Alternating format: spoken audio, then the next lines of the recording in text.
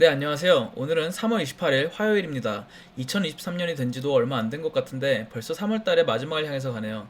날씨도 봄 날씨였다가 갑자기 추워지고 왔다 갔다 하는데 환절기 감기 조심하시고 봄 기운 많이 받으시길 바랍니다. 오늘 제가 얘기해보고 싶은 주제는 스태그플레이션입니다. 어제 영상을 만들다가 문득 든 저만의 상상이 있는데요. 개인적으로 망상으로 끝났으면 하는 상상입니다. 어제 영상에서 얘기했다시피 저는 파월 연준 의장이 계속해서 말은 금리를 더 올릴 수 있다, 금리를 낮추는 일은 없을 것이다 라고 하는데 생각보다 금리를 더 높일 여력은 없을 것이라고 생각합니다. 어제 말했던 속담처럼 빈대 잡으려다 초가 삼간을 태우는 상황을 초래할 수 있으니 바보가 아닌 이상 빈대처럼 날뛰는 인플레이션을 무리해서 잡다가 은행 시스템 전반에 붕괴를 일으키진 않겠죠. 근데 문제는 인플레이션이 무시해도 될 빈대일까 싶긴 합니다. 초과 삼관을 안 태우려면 빈대를 무리해서 잡지 않아야 하는데 만약 그 빈대로 인해 그 집에 사는 사람들이 살기 괴로울 정도로 고통을 받는다면 어떨까요? 이것에 대한 생각을 어제 영상을 만들면서 했는데 제가 왜 이런 생각을 했는지 여러분들과 함께 나눠보려고 합니다. 먼저 어제 법정 관리에 들어간 실리콘밸리 은행을 다른 중소규모의 은행인 퍼스트 시리즌 은행이 샀습니다. 실리콘밸리 은행의 720억 달러의 대출 자산을 23%의 가격인 160억 달러에 사들였는데요. 나머지 문제 있는 자산들은 사들이지 않고 FDIC에 남겨뒀는데 매각 협상 중에 하나라고 생각합니다. 사는 사람 입장에서는 문제 있는 자산들은 매각 대상에서 빼줘야 살 수 있겠죠. 퍼스트 시리즌 은행의 주가는 어제 매각 결정이 난 이후 지금 현재 60%가량 주가가 올랐습니다. 과연 이것이 독이 든 성배인지는 지켜봐야 할 것 같습니다. 실리콘밸리 은행의 파산, 실버게이트의 파산, 시그네처 은행 파산, 크레딧 스위스 UBS의 매각, 도이치뱅크의 불안했던 주말 등 계속해서 은행권에는 찬바람이 들려오고 있는데 문제는 이러한 일련의 사건들은 우리들 인간으로 하여금 은행권에 대한 신뢰를 무너뜨리는 심리적인 불안을 계속해서 초래하고 있다는 겁니다. 우리 인간들은 이성적으로 행동하지 않습니다. 아무리 은행권이 내부적으로 튼실하고 놔두면 딱히 큰 문제가 안 벌어질 상황에도 이러한 심리적 불안은 사람들로 하여금 은행으로 달려가 예금을 빼내게 하고 은행을 무너뜨리는 상황을 만들게 되죠. 이것과 더불어 어제 영상에서도 보여줬다시피 현재 은행권의 예금들이 계속해서 빠져나가고 있었다는 게 문제입니다. 그래프에서 보시다시피 미국 은행들의 예금 총합이 빠져나가는 것이 보이실 텐데요. 은행에 돈을 맡겨서 예금 이자를 받는 것보다 안전자산인 미국 국채에 투자하면 훨씬 더 많은 이득을 볼 수 있는데 누가 돈을 그냥 예금 통장에 놔둘까요?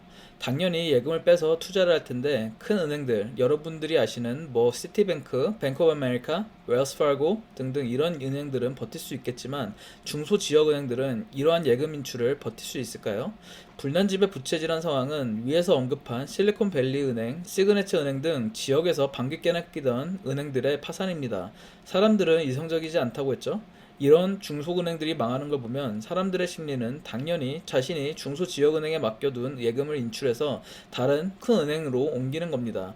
안 그래도 예금들이 빠져나가고 있는 상황에 다른 은행들이 파산하자 예금들이 빠지는 속도가 더 빨라지고 있는 겁니다. 하지만 위에서 언급한 SVB은행의 매각 결정 발표와 UBS의 크레딧 스위스 인수 등 은행권의 문제가 정리되고 있다는 인상을 줌으로써 연준이나 재무부는 사람들이 이러한 은행권에 대한 걱정이 누그러뜨리길 바랄 것 같은데요. 과연 바라는 대로 불안을 잠재울 수 있을까요? 저는 개인적으로 지금 현재 미국 은행들은 파산한 실리콘밸리 은행이나 시그네처 은행이랑 상황이 별반 다르지 않을 것이라 봅니다. 일단 미국 은행들의 유동성에 대해서 말해보고 싶은데요. 유동성이란 자산을 얼마나 빠르게 현금화할 수 있는가의 정도를 말하는 겁니다. 은행들은 예금이 인출될 때를 대비해 자신의 예금을 어느 정도 현금으로 저수지처럼 가지고 있는데요. 예금 대비 현금을 이 정도로 가지고 있어라 라고 법으로 정해놓은 게 Reserve Requirement Ratio입니다. 한국말로는 예치 비율이라고 하는 것 같은데요. 이 표가 5년 동안의 미국 예치 비율입니다. 2020년 3월까지는 10%인 것이 보일 텐데요. 한마디로 너희가 예금이 100만원 있으면 10만원은 현금으로 들고 있고 90만원으로 대출을 하든 투자를 하든 하라는 겁니다. 근데 코로나를 시점으로 연준에서는 이 규제를 0%로 내려버립니다. 한마디로 너가 현금을 10%안 들고 있어도 되니까 빨리 그 돈을 대출을 하든 뭐를 하든 시중에 풀라는 겁니다. 은행 입장에서는 현금으로 들고 있는 것보다는 돈 장사를 하는 집단인데 그걸 굴리는 것이 더 이득이겠죠. 당연히 은행은 대출을 하든지 미국 국채를 사놓고 있는 것인데 아무래도 대출은 수요가 정해져 있다 보니 안전자산인 국채를 많이 사놓고 있겠죠. 안 그래도 연준이 돈을 풀고 있는 상황에서 은행 규제도 풀어버리니 인플레이션은 당연히 고삐 풀린 망아지처럼 날뛰는 게 당연한 수순이겠죠. 문제는 연준이 이 고삐 풀린 망아지를 잡으려고 금리를 미친 듯이 올렸다는 겁니다. 연준이 이렇게 금리를 올리는 바람에 국채 가격은 폭락했고요. 그러한 국채를 엄청나게 가지고 있었던 은행들은 천문학적인 평가 손실을 안고 불안에 떨고 있는 겁니다. 팔지만 않으면 재무제표상에서는 평가 손실 난 것이 보이지 않으니 괜찮습니다. 근데 문제는 예금이 빠져나갈 때 문제가 되는 것이죠. 안 그래도 연준에서 예치 비율을 0%로 낮춰버린 바람에 현금이 부족한 은행들은 인출되는 돈을 마련하기 위해 평가 손실난 국채를 팔아야 되는 상황인 것이고, 평가 손실난 국채를 손해보고 판 후에는 이것이 순손실로 기록이 되는데요. 여기서 멈추지 않습니다. 순손실이 난 것을 본 사람들은 깜짝 놀라서 너도 나도 돈을 빼내가려고 하겠죠. 바로 뱅크런이 일어나며 은행은 파산하는 결과를 낳는 겁니다.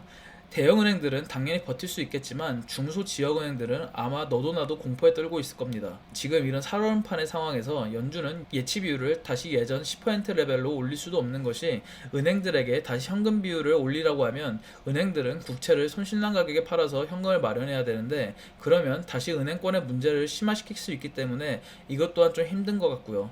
그렇다고 금리를 올리자니 은행권에 부담을 주는 상황을 초래할 수도 있겠고요. 그렇다면 이 정도 선에서 금리를 동결하거나 금리를 내려 은행권에게 숨쉴 틈을 줄 수도 있을 것 같습니다. 제가 아까 인플레이션을 빈대라고 표현했었는데요. 과연 물가 상승이 빈대 정도의 문제일까요? 저는 사람 잡는 정도의 빈대라고 생각합니다.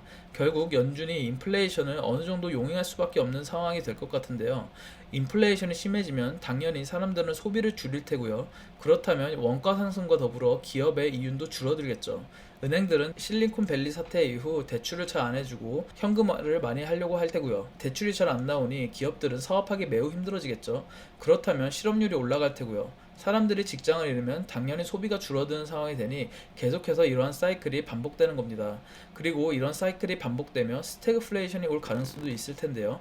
미국에서는 1970년대 오일 쇼크와 함께 찾아온 스태그플레이션 경험이 있습니다. 유명한 볼커 연준의장이 이때 연준의장인데요. 볼커는 금리를 무려 20%나 올리는 등 인플레이션을 몽둥이로 때려잡는 정책을 펴기도 했습니다. 결국 유가가 떨어지며 자연스럽게 스태그플레이션은 잡혔는데요. 이때 미국인들은 말도 못한 고통을 겪었습니다. 스태그플레이션의 해결책은 사실 딱히 없는데요. 다행히 스태그플레이션은 자연스럽게 해결된다고 합니다. 실업률이 오르고 구매력이 떨어지며 소비가 줄면 물가 상승 압력이 낮아지며 스스로 해결된다는 건데요. 하지만 1970년대 때 스태그플레이션이 5년에서 10년이 걸렸듯이 만약 스태그플레이션이 온다면 금방 벗어나지지는 않겠죠. 개인적으로 이러한 상황이 오질 않기를 바랍니다. 앞에서 말했다시피 그냥 저의 망상이었으면 좋겠네요. 저보다 똑똑하신 윗분들이 이 위기 상황에서 집도 안 태우고 빈대도 잡을 수 있는 정책들을 펼치길 바라며 이번 영상은 여기서 마치겠습니다. 감사합니다.